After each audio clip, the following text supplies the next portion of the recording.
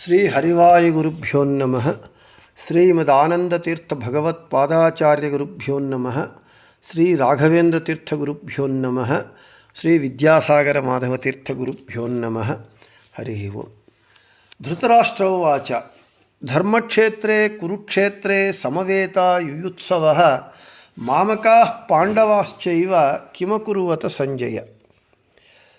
శ్రీ భగవానువాచ అశోచ్యానన్వశోచస్త్వం ప్రజ్ఞావాదాంశ్చ భాషసే గతాసు నగతాసూంశ్చ నానుశోచంతి పండితాః. మన భగవద్గీత ఉపన్యాసంలో వెనుకటి రోజున 4వ అధ్యాయంలో చివరగా 12వ శ్లోకం చెప్పుకోవటం జరిగింది. ఆ 12వ శ్లోకంలో కాంక్షంతః కర్మణాం సిద్ధిం యజంత ఇహ దేవతాః క్షిప్రం హి మానుషే లోకే సిద్ధిర్భవతి కర్మజ. త్రైవిద్యులు అని చెప్పుకున్నాం మనం. యద్భావం తద్భవతి. త్రైవిద్యులు నాకు ఇది కావాలి అని కోరికలతో యజ్ఞయాగాదులను చేస్తే భగవంతుణ్ణి సర్వోత్తముడిగా అంగీకరించి ఆ కర్మలను చేస్తే భగవంతుడు అవి మాత్రమే ఇస్తాడు, ఏ కోరికలు కోరారో. అయితే భగవంతుని భక్తులు భగవంతుని యందు ఏ కోరిక లేకుండా భగవంతుణ్ణి ప్రార్థించినప్పుడు సేవించినప్పుడు వారికి మోక్షాన్ని ఇస్తాడు అని చెప్పుకోవటం జరిగింది. ఈరోజు ముఖ్యంగా భగవంతుడు 13వ శ్లోకంలో చెబుతున్నాడు. చాతుర్వర్ణ్యం మయా సృష్టం గుణకర్మ విభాగశః తస్య కర్తారమపి మాం విద్య కర్తారమవ్యయం. ఈ శ్లోకం యొక్క భావము ఇలా ఉన్నది. బ్రాహ్మణాది 4 వర్ణముల వారిని చాతుర్వర్ణ్యం అంటే బ్రాహ్మణులు, వైశ్యులు, క్షత్రియులు, శూద్రులు అనేటటువంటి ఈ 4 వర్ణముల ప్రజలను మయా సృష్ట్యం గుణకర్మ విభాగశః. నేను త్రివిధ జీవరాశులున్నారు, సాత్విక, రాజస, తామస.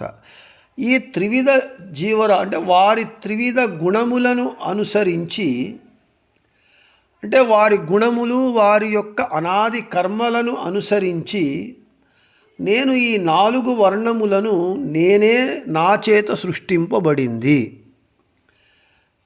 వీటన్నింటికీ నేను సృష్టికర్త. ఈ జగత్తునందున్నటువంటి చాతుర్వర్ణములు ఇవన్నీ నేను వీటన్నిటికీ సృష్టికర్తనైనా నాకు ఇంకొక సృష్టికర్త లేడు. జీవులకు కర్మలేపం ఉంటూ ఉన్నది. ఒక కర్మ చేస్తే ఆ కర్మ యొక్క ఫలములు ఆ కర్మ లేపము వారికి ఉంటుంది. అంటే ఆ కర్మ లేపమునకు కారణం ఏమిటి అంటే కర్తృత్వము. ఆ కర్తృత్వము నా యందు లేదు. హే అర్జున, విద్ధి అకర్తారమవ్యయం. హే అర్జున, నన్ను నీవు నాశరహితుడు అని తెలుసుకో అని చెబుతూ ఉన్నారు. ఈ శ్లోకము చాలా మనకు ఈ శ్లోకాన్ని పెట్టుకొని వివాదాస్పదంగా మాట్లాడుతూ ఉంటారు. ఈ 4 వర్ణములు భగవంతుని చేత సృష్టింపబడ్డాయి అని ఈ సమాజంలో ఈ వర్ణ వివక్ష ఇవన్నీ ఎందుకు, ఏమిటి అనేటటువంటి మాటలు మాట్లాడుతూ ఉంటారు. అయితే ఇక్కడ భగవంతుడు స్పష్టంగా చెబుతూ ఉన్నాడు, చాతుర్వర్ణ్యం మయా సృష్టం గుణకర్మ విభాగశః. ఇక్కడ జన్మతో పుట్టుకతో వర్ణములు నిశ్చయింపబడవు. నేను పుట్టుకతో బ్రాహ్మణుడు, వైశ్యుడు, క్షత్రియుడు, శూద్రుడు అని చెప్పలేదు. నేను ఆ 4 వర్ణములను సృష్టించినాను. ఎందుకు? కారణము, దానికి ఒక ఆధారం ఏమిటి అని అంటే గుణకర్మ విభాగశః. ఆ జీవుల గుణములు, కర్మలు మనము ఇక్కడ శాస్త్రం చెబుతూ ఉన్నటువంటి ప్రాథమిక అంశాన్ని మనం గుర్తుంచుకోవాలి. బేసిక్స్ అంటే ఫండమెంటల్స్ అంటాం కదా. ఈ జగత్తునందు అనాది నిత్యములైనటువంటివి ఉన్నాయి కొన్ని. భగవంతుడు, జీవుడు, జీవులకు సంబంధించినటువంటి అనాది కర్మలు. భగవంతుడు అదే మళ్ళీ త్రివిధ జీవరాశులు, సాత్విక, రాజస, తామస జీవరాశులు. ఈ 4 వర్ణములను నేను వారి యొక్క గుణములను బట్టి, కర్మలను బట్టి నేను విభాగించినానే కానీ పుట్టుకతో విభాగించలేదు. అయితే ఇక్కడ గుణకర్మలు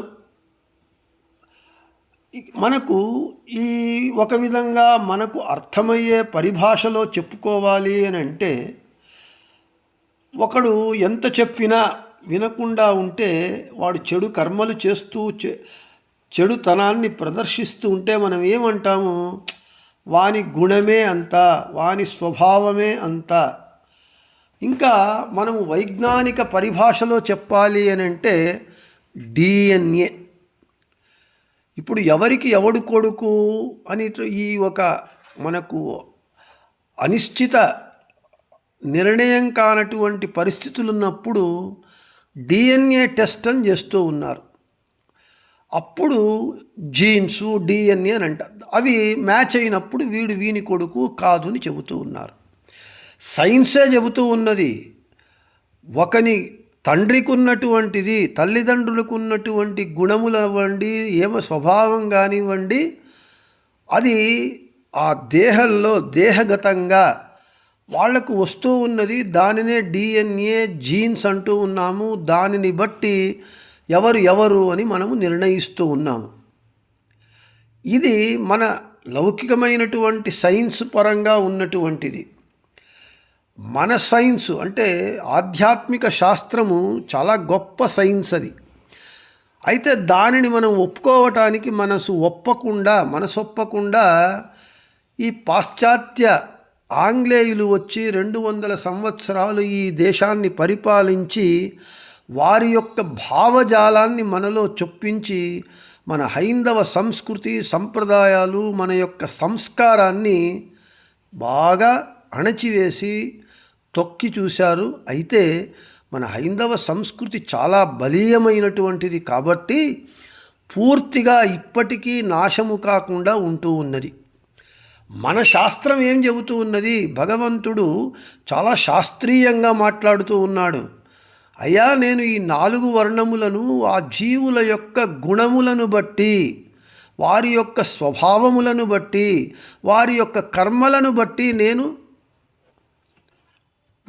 సృష్టించాను అని దానికి మనకు చెబుతూ ఉన్నారు. సాత్వికులు, రాజసులు, తామసులు. సాత్వికులు మంచి గుణములు కలిగినటువంటి వారు, శమధమాది గుణములు, వారిని సాత్వికులు అని అంటారు. ఇక్కడ ఈ సత్వ, రజ, తమస్సు ఈ 3 గుణములను కారణముగా చేసుకొని అదే గుణకర్మ విభాగ వాళ్ళు చేసేటటువంటి కర్మలు, దానిని బట్టి బ్రాహ్మణ, క్షత్రియ, వైశ్య, శూద్రులైన 4 వర్ణములను సృష్టించాను. ఇక్కడ బ్రాహ్మణులు అంటే ఎవరు? వారి గుణం ఎటువంటిది అని అంటే, రజోగుణము కంటే ఎక్కువగా సత్వగుణము ఉంటే, సాత్విక గుణం ఉంటే వారు బ్రాహ్మణులు. రజోగుణము కంటే కొద్దిగా ఎక్కువగా, రజోగుణము కంటే చాలా ఎక్కువగా సాత్విక గుణం ఉంటే బ్రాహ్మణులు. రజోగుణము కంటే కొంత ఎక్కువగా సాత్విక గుణం ఉంటే క్షత్రియులు. తమోగుణము కంటే ఎక్కువగా సత్వ, రజస్తమో గుణములు సమానంగా ఉంటే వైశ్యులు. రజోగుణము కంటే ఎక్కువగా తమోగుణము, తమోగుణము కంటే ఎక్కువగా సత్వగుణము ఉంటే శూద్రులు అని ఈ విధంగా గుణ విభాగము, గుణములను బట్టి ఈ 4 వర్ణములను నేను విభాగం చేశాను, సృష్టించినాను అని చెబుతూ ఉన్నాడు. కాబట్టి ఇక్కడ మనకు నేను మొదటే చెప్పినట్లుగా వాడు ఎందుకు అంత చెడుగా దుష్టతనంగా ప్రవర్తిస్తున్నాడు అంటే మనం ఏం చెప్తాము? ఎంత చెప్పినా వాడు మారడు, వాని స్వభావమే అంత, వాని గుణమే అంత. అదేవిధంగా ఆ గుణములను బట్టి విభాగం చేస్తూ ఉన్నాడు. ఇక కర్మలు, నేను మొదటే చెప్పినట్లుగా అనాది కర్మలు అనేటటువంటి అనాది నిత్యమైనటువంటి కర్మలు ఉంటాయి ప్రతి ఒక్క జీవునికి. మనకు ఒక సామెత ఉన్నది, బుద్ధి కర్మానుసారిణి. మన బుద్ధి మనం వెనక చేసినటువంటి కర్మలను అనుసరించి మన బుద్ధి పనిచేస్తుంది అని. కాబట్టి పుట్టుకతో కాకుండా ఈ విధంగా నేను 4 వర్ణములను సృష్టించినాను. ఇంకా మనకు అర్థం కావడానికి మన ఇంటిలో మనము స్నానము చేసి పూజా గదికి వెళ్ళినప్పుడు మనము ఎంత పవిత్రంగా దేనిని తాకకుండా ఒక పూజకు అని మనం స్నానం చేసి వెళ్ళినప్పుడు ఆ స్నానమైన తరువాత మన మనస్థితి ఎలా ఉంటుంది? నేను పవిత్రంగా ఉండాలి, దేనిని తాకకుండా భగవంతుని పూజ చేయాలి. అది పూజ అనేటటువంటిది పవిత్రమైనటువంటి కర్మ. అప్పుడు మనము వెళ్ళి మన పడక గదిలో వెళ్ళి అన్నీ తాకటము, పడక గదిలో పూజ చేయటము అనేటటువంటిది చెయ్యం. అదేవిధంగా మన ఇంటిలోనే మన ఇది బాత్రూము ఇవి కడిగినప్పుడు ఆ కర్మ ఏమి నీచమైనటువంటి అపవిత్రమైనటువంటి కర్మలు. అవి చేసి మనం స్నానం చేయకుండా నేరుగా ఒక బాత్రూమో టాయిలెట్టో కడిగి నేరుగా పూజా గదిలోకి వెళ్ళం కదా. మనము మన ఇంటే, మనదే, మన ఇల్లే, మన పూజా గది, మన పడక గది, మన బాత్రూము.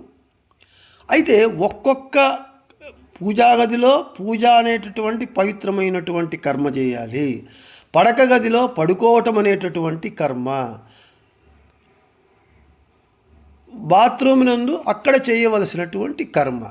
ఆ కర్మలను బట్టి ఆ పని చేసేటప్పుడు మనము ఇప్పుడు అపవిత్రంగా ఉన్నాను, ఈ అపవిత్రమైనటువంటి అశుచికరమైనటువంటి పని చేస్తున్నాను అని మనము దేనిని తాకకుండా ఉంటాం. అదే పవిత్రమైనటువంటి పూజ చేసేటప్పుడు కూడా వేరే దేనిని తాకకుండా. ఎందుకు?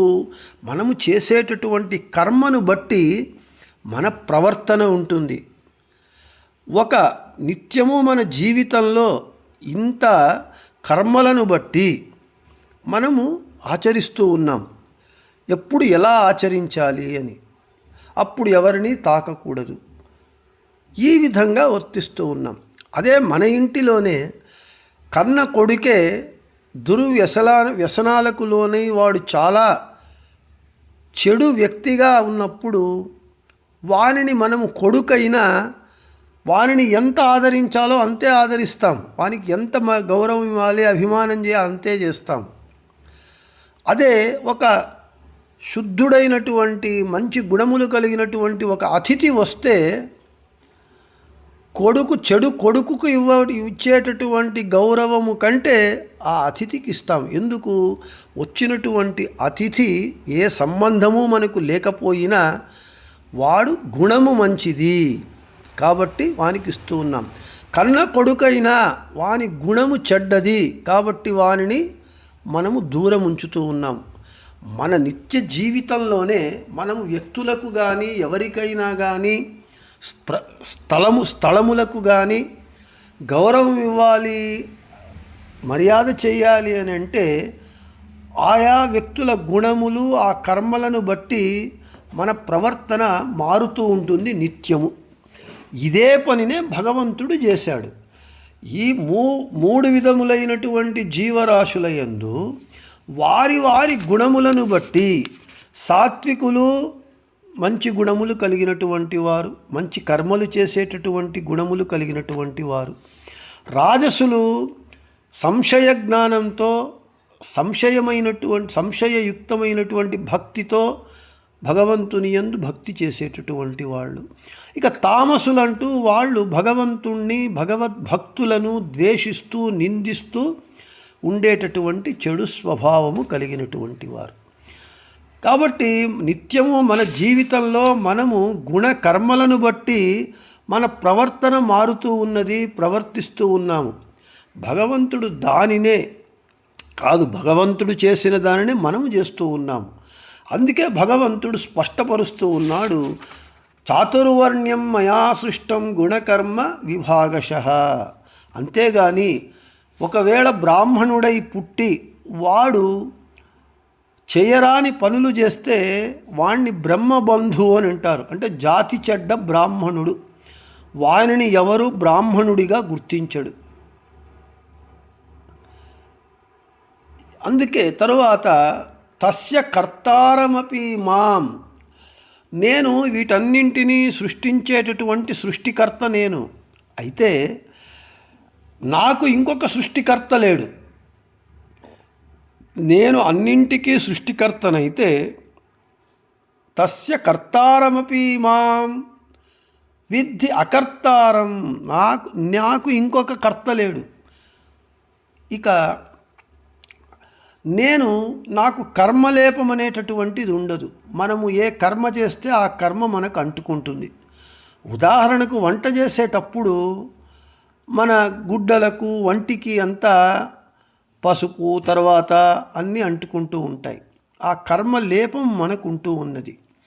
అయితే నాకు ఏ కర్మలేపము లేదు. ఆ కర్మను అంటించేటటువంటి కర్తృత్వము నాయందు లేదు.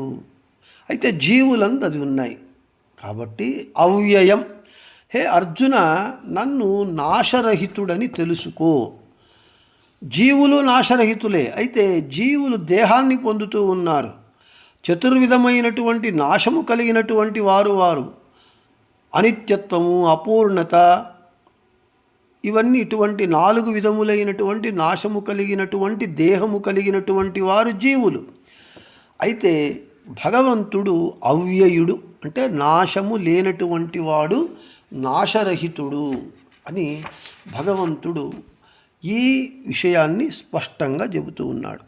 కాబట్టి భగవద్గీతను మనము చదివి అర్థం చేసుకునేటప్పుడు దాని వెనుక ఉన్నటువంటి నేపథ్యం ఏమిటి, మన యొక్క హైందవ సంస్కృతి సంప్రదాయములు ధర్మములను అర్థం చేసుకొని గురువుల ద్వారా మనము భగవద్గీతను, మధ్వాచార్యులు వారు రచించినటువంటి గీతా తాత్పర్యము, దానికి వ్యాఖ్యానము, ఇంకొక వ్యాఖ్యానము గీతాభాష్యము, ఇక రాఘవేంద్ర స్వాముల వారు రచించినటువంటి గీతావివృతి, ఈ వ్యాఖ్యానాలను పెట్టుకొని గురుముఖేన భగవద్గీతను మనము చదివితే, నేర్చుకుంటే అప్పుడు మనకు భగవద్గీత బాగా అర్థమవుతుంది, సరిగా అర్థమవుతుంది, భగవతత్వము మనకు అవగతమవుతుంది. లేకపోతే అపార్థమవుతుంది. దాని వలన మనము అజ్ఞానంతో అవాకులు చవాకులు పేలి భగవద్గీత సరిగా లేదు, భగవంతుడు సరిగా లేడు అని భగవంతుణ్ణి నిందించడము, భగవద్భక్తులను నిందించడం అనేటటువంటి పాప కర్మలను చేస్తాము. కాబట్టి భగవద్గీతను వినేటప్పుడు మనము చాలా శ్రద్ధతో మనస్సు పెట్టి దాని పరములను తెలుసుకొని గురుముఖేన తెలుసుకోవాలి. ఈ శ్లోకానికి ఇంత వివరణ ఎందుకు ఇవ్వవలసి వచ్చింది అని అంటే, మనము ఇప్పుడు సమాజంలో మనం ఏమిటి భగవద్గీతను ఈ విధంగా తప్పు చెబుతూ ఉన్నది, అది ఇది అని చెబుతున్నారు కదా, ఆ అపోహలు పోగొట్టడానికి ఇంత విస్తారమైనటువంటి వివరణ ఇవ్వబడింది. భగవద్గీత సత్యాన్ని చెబుతూ ఉన్నది, తత్వాన్ని చెబుతూ ఉన్నది. అయితే దాన్ని మనము సరిగా అర్థం చేసుకోవటం లేదు, దానిని అపార్థం చేసుకుంటూ ఉన్నాము అని గుర్తుంచుకోవాలి అని చెబుతూ శ్రీకృష్ణార్పణమస్తు, మద్దేశార్పణమస్తు. అందరికీ శుభమస్తు.